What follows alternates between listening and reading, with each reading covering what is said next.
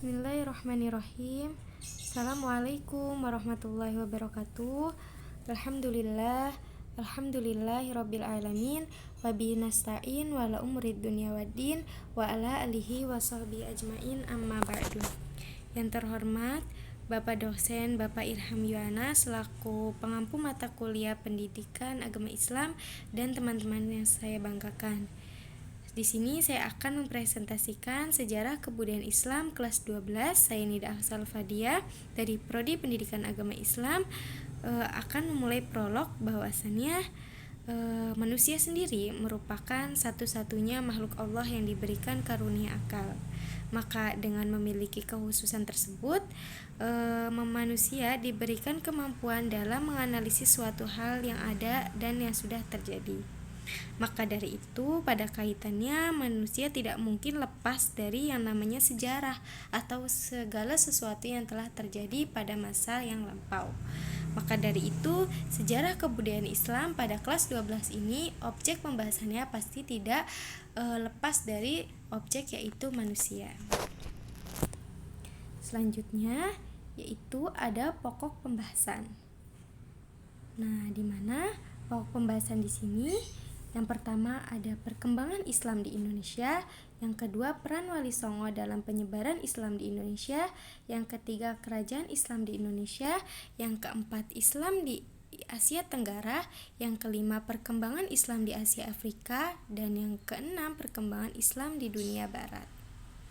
Nah, deskripsi buku. Alhamdulillah, saya telah membaca buku mata pelajaran sejarah kebudayaan Islam untuk kelas 12. Untuk deskripsi buku yang saya pelajari di sini, buku ini sangat tepat untuk menjadi pegangan dalam membersamai pelajaran SKI, karena di dalamnya tradisi keilmuan tersendiri tersebut sakofa ilmiah, dan asumsi bahwa mengkaji Islam harus dilakukan secara kafah atau sempurna. Maka dari itu, pendekatan sejarah dalam keilmuan Islam menjadi acuan strategis yang patut dipertimbangkan. Dari pertimbangan inilah hadirnya buku ini, sebuah buku sejarah yang membahas pokok sejarah Islam yang bisa dipelajari juga diketahui oleh pelajar. Kita sebagai muslim pasti meyakini bahwa Islam berperan sebagai acuan dan pedoman hidup. Dengan Islam, hidup kita bisa lebih terarah, mengetahui untuk apa hidup kita di dunia ini, dan Islam juga adalah agama yang banyak dianut oleh manusia. Para penganutnya juga disebut kaum muslimin. Islam juga diajarkan dan disebarluaskan oleh Nabi kita, Nabi besar Nabi Muhammad SAW. Selanjutnya yaitu ada metode penulisan dan pembelajaran. Penulisan di dalam buku ini untuk pedoman pembelajaran kelas 12 cukup membantu di mata pelajaran SKI karena mengulas sejarah per babnya sangat baik dan mudah dipahami. Namun masih ada beberapa penulisan yang rancu. Nah, adapun metode pembelajaran yang digunakan yaitu metode konvensional atau ceramah dan metode tanya jawab. Di mana metode ceramah di sini yaitu pendidik menyampaikan secara jelas apa yang sedang diulas atau sedang dipelajari dalam per bab-babnya, sehingga peserta didik akan paham apa yang sudah disampaikan oleh pendidik.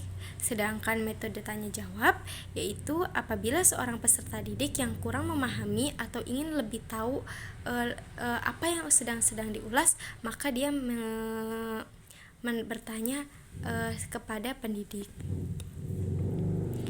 Kita masuk ke deskripsi materi. Di bab 1 ada perkembangan Islam di Indonesia.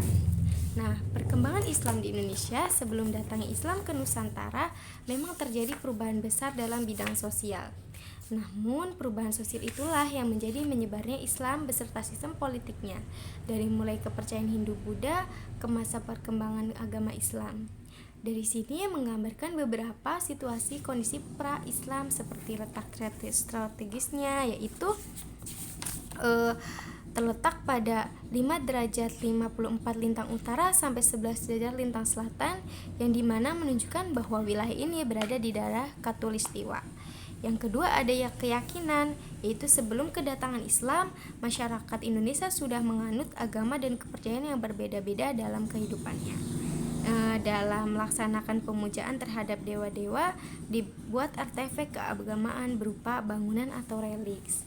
Selanjutnya ada politik, di mana bukti-bukti tentang politik dan pemerintahan pada masa kerajaan Majapahit dapat menggunakan data-data yang telah didapatkan dari prasasti. Maka dapat dikemukakan bahwa Indonesia mengenal sistem politik ini jauh sebelum Islam masuk ke Indonesia.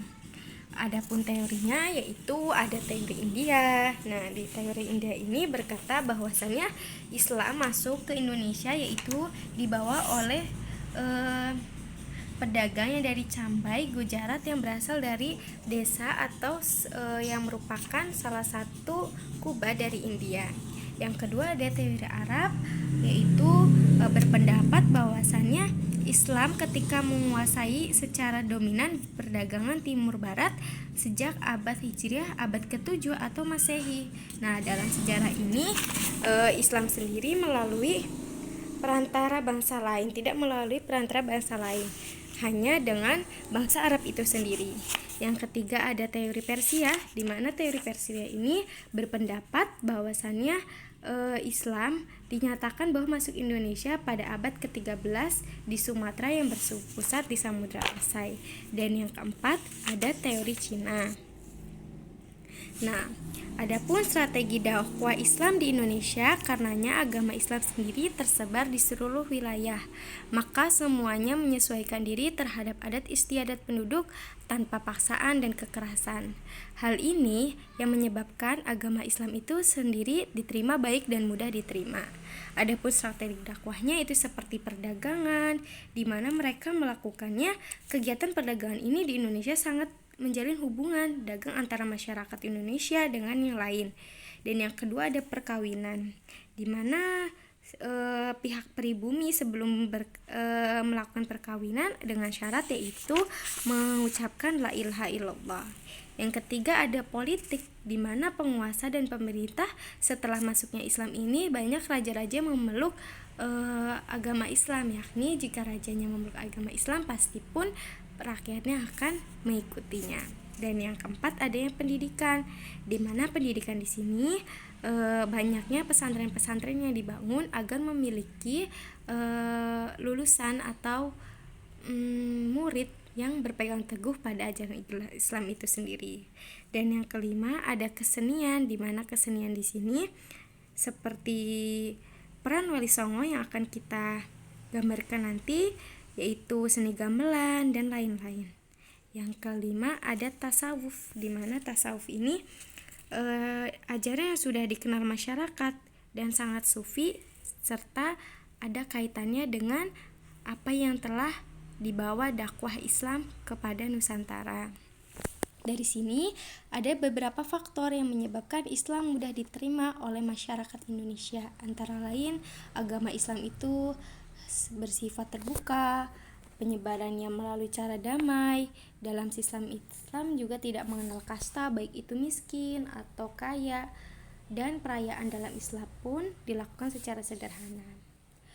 Selanjutnya ada peran Wali Songo di Indonesia. Bagi masyarakat muslim mungkin tidak asing lagi ya dengan sebutan Wali Songo, karena mereka itu berperan dan sangat mengembangkan Islam khususnya di Pulau Jawa. Adapun Wali Songo yang sudah kita ketahui yaitu ada Sunan Gresik, Sunan Ampel, Sunan Bonang, Sunan Derajat, Sunan Giri, Sunan Kalijaga, Sunan Kudus, Sunan Muria, dan Sunan Gunung Jati.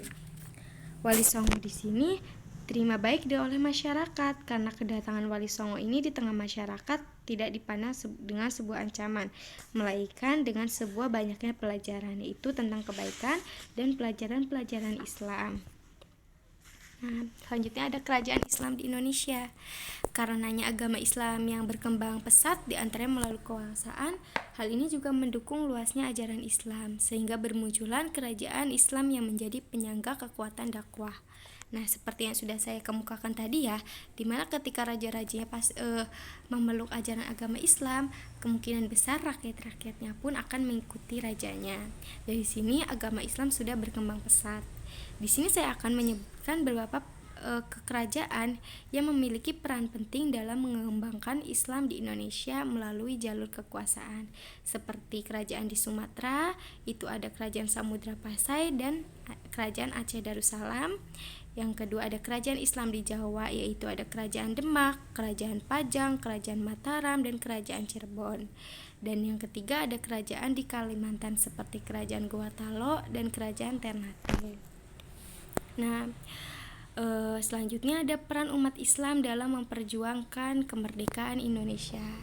Ada 3 masa, yaitu masa penjajah, masa kebangkitan nasional, dan masa kemerdekaan. Masa penjajahan itu tidak luput dari tokoh itu Pangeran Diponegoro dan Teku Umar, sedangkan masa pembangkitan itu tidak luput tokohnya itu dari Hos Cakrawumi Noto, Kiai Ahmad Dahlan, dan Kiai Hasyim Asy'ari. Dan yang ketiga ada pasca kemerdekaan, pastinya ada Abdul Malik Karimullah atau Buya Hamka, Kiai Haji Abdurrahman Wahid atau Gus Dur, dan Kiai Haji Baharudin Yusuf Habibie. Nah, setelahnya sangat pesatnya berkembangnya Islam sampai Islam itu tersebar di Asia Tenggara. Salah satunya itu ada Malaysia, Brunei Darussalam, Thailand, Filipina, Vietnam, Singapura, dan Myanmar. Nah, setelah tadi ada beberapa negara di Asia, Afrika pun Islam sudah berkembang pesat seperti di Taiwan, Jepang, Cina, dan Korea. Adapun Islam di Asia Afrika itu ada Mesir, Sudan, Somalia, Aljazair, Mauritania, Afrika dan Selatan. Dan perkembangan Islam yang cukup pesat ini sampai Islam berkembang pesat di dunia barat seperti Amerika Serikat, Brazil, Argentina, Belanda, Inggris, Belgia, Perancis, Rusia, Italia, Jerman, dan Spanyol. Nah, dari materi-materi yang tersebut mungkin sekiranya ada yang kurang, saya mohon maaf. Di sini selanjutnya saya akan mendeskripsikan tentang kelemahan buku. Di dalam buku SK ini pasti memiliki kelebihan dan kekurangan. Ringkasan apa yang sudah saya presentasikan secara keseluruhan, isi materi sudah cukup. Namun kriteria kurikulum yang dicantumkan sangat menyemangati teman-teman belajar untuk sejarah kebudayaan Islam. Adapun minnya itu diilustrasi. Peserta didik akan merasa bosan jika ilustrasinya itu tidak lebih, karena banyaknya tulisan kan itu akan membuatnya merasa bosan untuk membacanya. Namun jika ada ilustrasi, dia akan bisa menggambarkan apa yang sedang membantu apa yang sedang ia pelajari.